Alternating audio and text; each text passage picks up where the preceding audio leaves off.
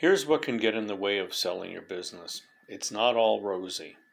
Someone still has to run the business day to day. Unfortunately, you have not planned for this.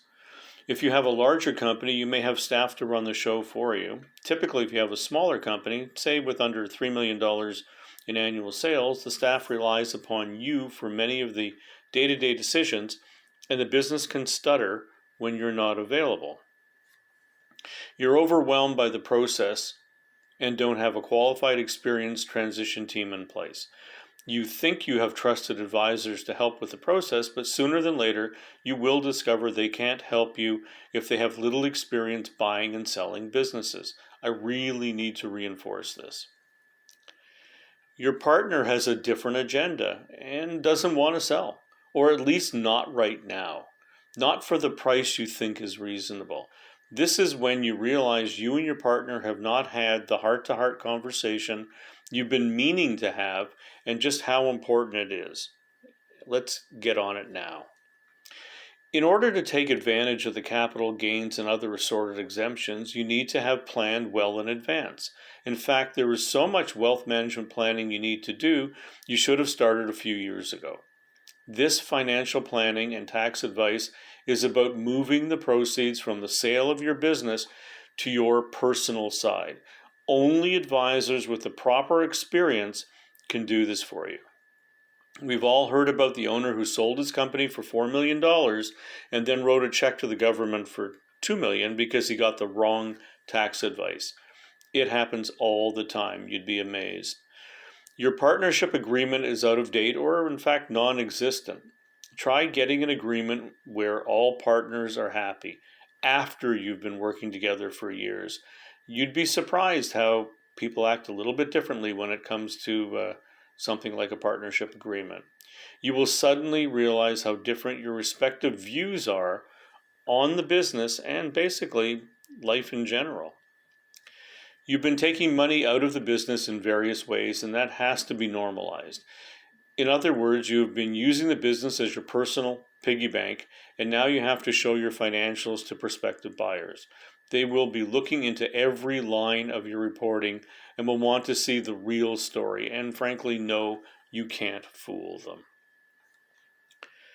Sales have been stagnant for too many years, usually because you chose to stop growing. You were thinking, more sales means more work, more trouble, and why bother when you're taking more than enough cash out of the business to pay for your lifestyle as it is? It may be catch-up time. There is no viable candidate internally to transition to. If there was, they would have raised their hand by now. Or maybe you just haven't been listening and someone terrific for the job is standing right in front of you. They may require some training, mentoring, and management support, but they do exist. The list goes on and on. Makes you question whether selling even makes sense. Well, here is one more sobering thought. Likely 80% of your wealth is wrapped up in the business, kind of like having all your eggs in one basket. It's your move. What are you going to do? Here is your exercise, tasks, and questions. Still, someone has to run the business day to day. Who do you have? Make up a short list and have conversations with them. You're overwhelmed by the process and don't have a qualified, experienced transition team in place. List your current qualified team members and the ones you still require. There is more as we go through the program on this particular step. Your partner has a different agenda and doesn't want to sell. Compare agendas and develop an exit plan that works for all sides. And again, more on this further on in the program. In order to take advantage of the capital gains and other assorted exemptions, you need to have planned well in advance. Talk to your wealth management and tax team members now. Your partnership agreement is out of date or non-existent. Get it updated as soon as possible. You've been taking money out of the business in various ways, and that has to be normalized. Talk to your accountant now. Sales have been stagnant for too many years. Get together with your sales team and consider bringing in outside sales expertise if you're not confident that your existing sales team is up to the job. There is no viable candidate internally to transition to.